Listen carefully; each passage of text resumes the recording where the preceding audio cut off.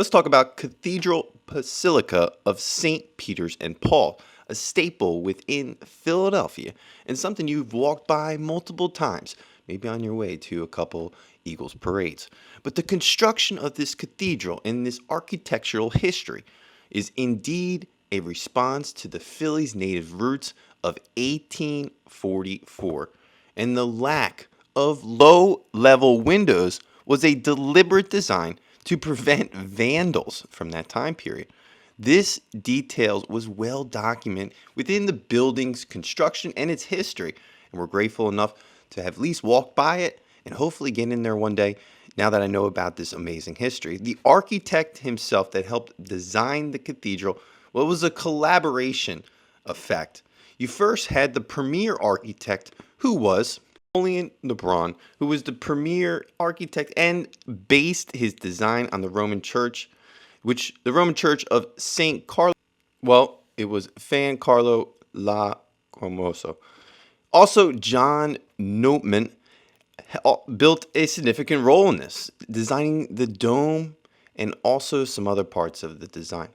Now, the project itself was constructed under Napoleon and Constantino Bromanide, who painted the dome itself, and that was something I need to go back and take a look at. You got some pictures here. Now, he was a natural recognized architect and was known for his work in the U.S. Capitol building.